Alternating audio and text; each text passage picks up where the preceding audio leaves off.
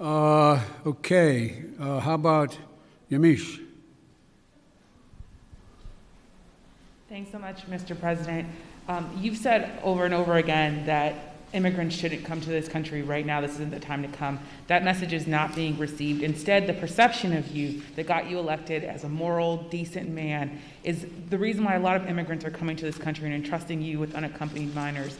How do you resolve that tension? And how are you choosing which families can stay and which can go, given the fact that even though with Title 42, there are some families that are staying? And is there a timeline for when we won't be seeing these overcrowded facilities run by CPB when it comes to unaccompanied minors?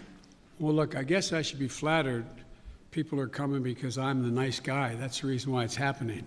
That I'm a decent man, or however it's phrased. That's why they're coming, because Biden's a good guy. Truth of the matter is, nothing has changed.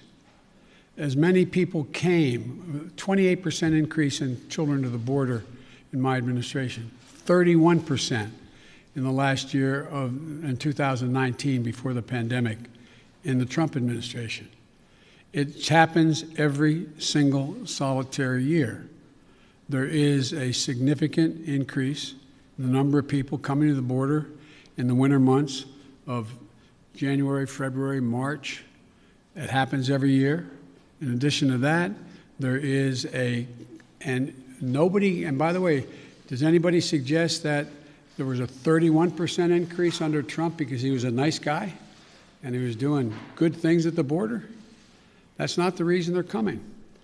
The reason they're coming is that it's the time they can travel with the least likelihood of dying on the way because of the heat in the desert, number one. Number two, they're coming because of the circumstances in country.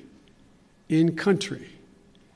The way to deal with this problem, and I started to deal with it back when I was a United States Vice President, putting together a bipartisan plan of over $700 million to do with the root causes of why people are leaving. What did Trump do? He eliminated that funding. He didn't use it.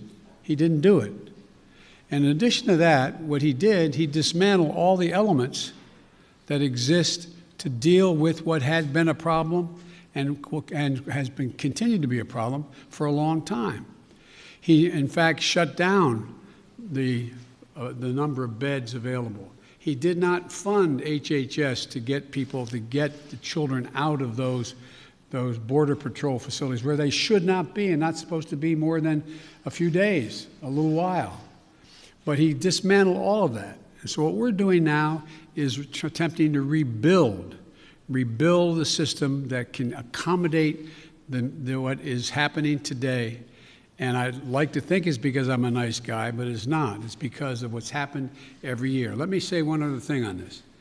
If you take a look at the number of people who are coming, the vast majority, the overwhelming majority of people coming to the border and crossing are being sent back. Thousands, tens of thousands of people who are over 18 years of age and single people, one at a time coming, have been sent back, sent home. We're sending back the vast majority of the families that are coming. We're trying to work out now with Mexico their willingness to take more of those families back. But that's what's happening. They're not getting across the border. And those who are coming across the border who are unaccompanied children, we're moving rapidly to try to put in place what was dismantled, as I said.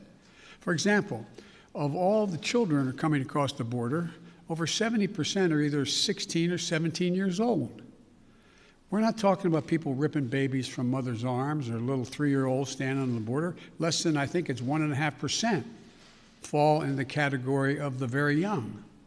So what we're doing is we're providing for the space, again, to be able to get these kids out of the Border Patrol facilities, which no one should be in any longer than 72 hours.